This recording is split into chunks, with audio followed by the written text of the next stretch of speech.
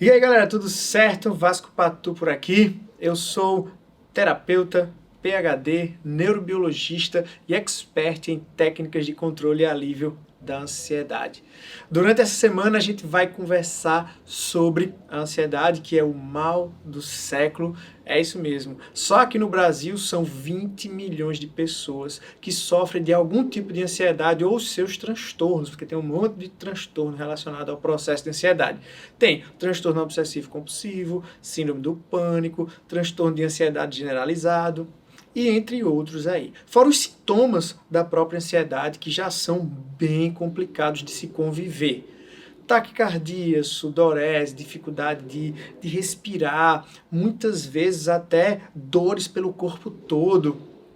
A ansiedade, ela realmente está atingindo muitas e muitas pessoas, não é só aqui no Brasil, é no mundo inteiro, mas a gente é o país mais ansioso do mundo. E eu sei disso porque eu fui ansioso muitos anos, viu? Durante 25 anos eu trilhei essa jornada do processo de ansiedade e não é nada fácil. E foi por isso que eu comecei a buscar o que danado causa a ansiedade. De onde vem isso aí?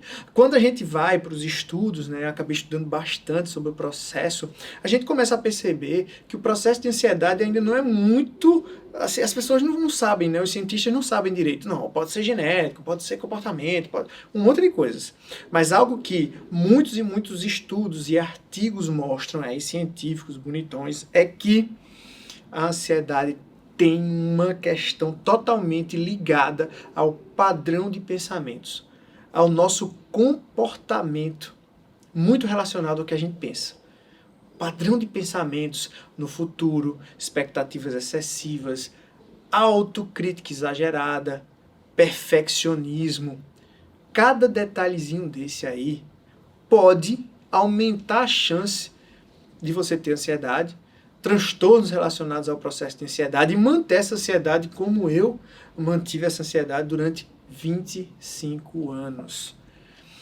E eu lembro que durante a minha jornada, que a primeira vez que eu senti realmente ansiedade foi quando eu tinha uns 11 anos de idade, mais ou menos. E eu tive uma taquicardia absurda, fui parar no hospital, coração batendo a mil ali, e sem saber o que danado era. Naquela época, eu já falo naquela época, né? Ninguém sabia muito, falava sobre isso, sobre ansiedade, sobre inteligência emocional, ninguém, enfim. Acabei descobrindo depois que era por causa de uma prova de matemática que eu tinha que fazer, e eu tive vários e vários episódios durante a minha vida inteira. Não me dizia ansioso, não era um negócio, eu sou ansioso. Não, mas, exemplo, quando eu tinha um evento muito importante, sei lá, às vezes fazer uma apresentação, depois de adulto, uma grande reunião importantíssima, aí eu tinha quadros de diarreia, às vezes crônicos, de muitos dias, simplesmente por causa da parte emocional. Também era asmático e a asma também tinha uma relação direta com o processo de ansiedade. Expectativa, estresse, e aí desencadeava a dificuldade de respirar. E essa jornada de busca, ela só aconteceu muitos anos depois, mesmo eu já me formando, eu tenho mestrado e doutorado em biotecnologia, que estuda como a ciência biológica pode melhorar a vida das pessoas. Então eu estudava biomoléculas, neurotransmissores, mesmo entendendo tudo de cérebro, eu não entendia do meu cérebro, porque tinha relação com o comportamento.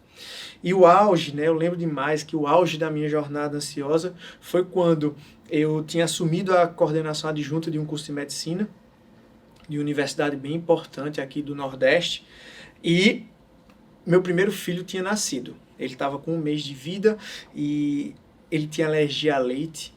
A gente não sabia que ele tinha alergia à proteína do leite. Minha esposa comia leite, né? Na verdade comia queijo, bebia leite, e passava isso na amamentação e ele começou a ficar extremamente alérgico, com dificuldade de ganhar peso, aquela agonia. Paz de primeira viagem, olhe, foi um momento muito complicado, né? Em casa, todo mundo precisando de mim, ela e ele, né?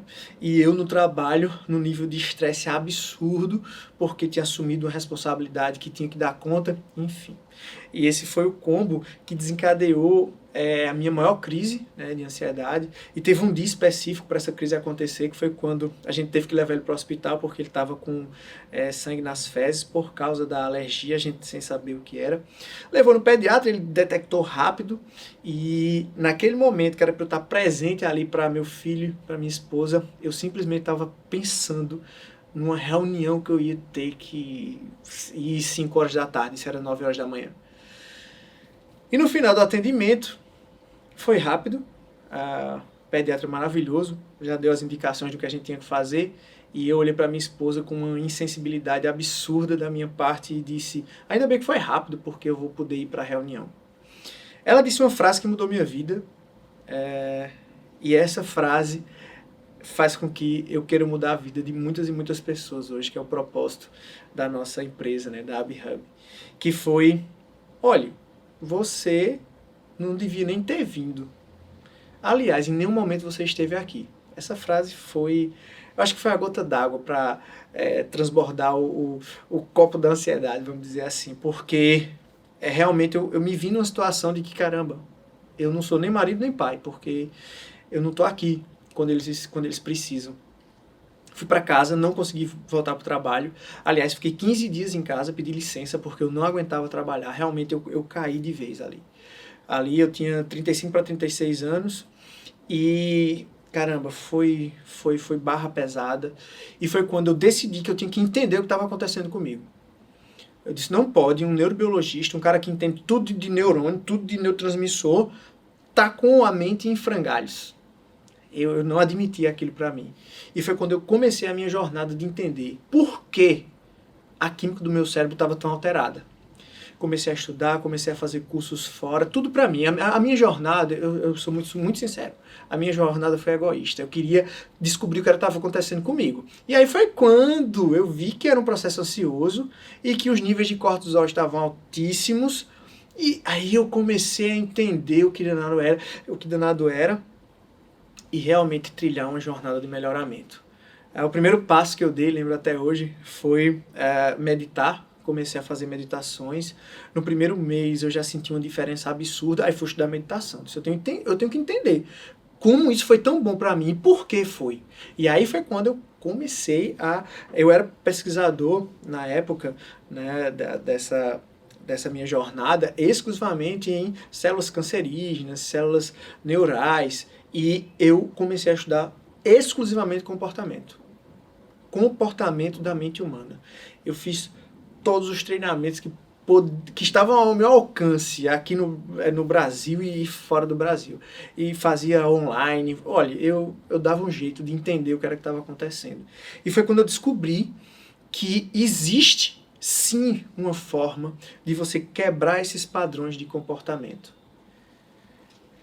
E eu comecei a usar em mim, modifiquei completamente a minha vida e a vida da minha família, e comecei a mostrar pessoas próximas de mim, que também mudaram completamente a vida, por causa dessas pequenas mudanças que cada um de vocês pode fazer para realmente trilhar uma jornada de melhoramento. Existem 2 tipos de ansiedade: a ansiedade adaptativa e a ansiedade patológica. A adaptativa é a ansiedade normal que você tem que ter para se manter vivo. De repente você saber que, olha, aquela bancada é muito baixa e está no 30º andar. Se bater um vento eu posso cair. Você vai ter um pico de ansiedade para dizer, não vai não, que você pode cair. Beleza. Essa ansiedade é de preservação. Ela vai existir para sempre. Quando você tiver, sei lá, uma viagem que você quer fazer, aumenta um pouquinho a expectativa, você está esperando muito, é normal. Agora, a ansiedade que traz para você sintomas diários, hipocondria, por exemplo, que você fica buscando a doença e começa a sentir os sintomas da doença. Não, essa é a ansiedade patológica. É uma doença, é um transtorno de ansiedade que você pode resolver a partir, inicialmente, da percepção dos gatilhos que causam o processo ansioso, porque é um ciclo relativamente simples. Você tem um padrão de pensamento e comportamento que gera gatilhos de medo. Esse medo lá no sistema límbico, nessa região central do teu cérebro aqui, e a amígdala cerebral, né, vai desencadear uma série de reações que aumentam os níveis de cortisol, que é um hormônio estressor, e a adrenalina. Além disso, aumenta um neurotransmissor chamado glutamato e diminui serotonina, que é de bem-estar. E aí você começa a ter as reações. Taquicardia, sudorese, boca seca, flashes nos olhos. São várias e várias reações. Eu digo muito que a ansiedade ela é muito particular para cada pessoa. Muito particular. Até porque existem medos específicos. Tem medo de aranha, medo de elevador, medo de altura. A ansiedade é como se fosse aqueles filmes de pesadelo, onde o pesadelo de cada pessoa começa a ficar maior. É o medo de cada pessoa que começa a ficar maior, porque a ansiedade faz com que ele aumente para te manter em preservação, para você não morrer, por exemplo. Só que aquilo não é real. Tudo aquilo está no mundo dos pensamentos. E qualquer pessoa pode simplesmente mudar o seu padrão de pensamento a partir da percepção de que pensamentos são esses que estão gerando os gatilhos de medo. É como se agora você soubesse quem é o seu inimigo. Você vai entender quem é ele agora e vai dizer, ei, agora eu sei quem você é. Automaticamente você vai dar o primeiro passo para a sua jornada de melhoramento. Hoje os tratamentos tradicionais para a ansiedade eles são muito longos. Eles têm também, muitas vezes, os medicamentos envolvidos. Eu não sou contra medicamentos, pelo contrário, eu sou um cientista, eu sei como eles atuam na sua mente, mas eu te digo, os medicamentos, eles apenas amenizam sintomas e eu vou explicar quimicamente por quê. Quimicamente, é o seguinte, a maioria dos remédios para ansiedade, eles atuam aumentando os níveis de um neurotransmissor chamado serotonina, que é o de bem-estar. Lembra que eu falei que os gatilhos de medo aumentam serotonina, aumentam adrenalina e cortisol, que são os hormônios estressores? Beleza, só que o remédio não bloqueia isso não. O remédio aumenta a serotonina. E aí você vai ter bem-estar, diminui um pouco do medo, tá, mas os gatilhos estressores continuam. Os pensamentos que geram ansiedade, que são pensamentos no futuro, expectativa, medo, insegurança, traumas do passado que você visita e acha que vai acontecer agora no presente, e aí você começa a entrar no loop mais uma vez. Toma um remédio, aumenta o bem-estar, mas os gatilhos continuam, aumentando os níveis de cortisol e adrenalina. Então você entra no loop infinito de, cara, se você não muda o padrão de pensamento, você vai ter que tomar um remédio para sempre. E muitas vezes você toma um remédio e não serve. Porque os teus níveis de hormônios estressores, neurotransmissores estressores, estão muito altos. E aí não vai servir. Entende agora que não é só medicamento. A terapia, a psicologia, a psicanálise é muito interessante, mas de médio a longo prazo.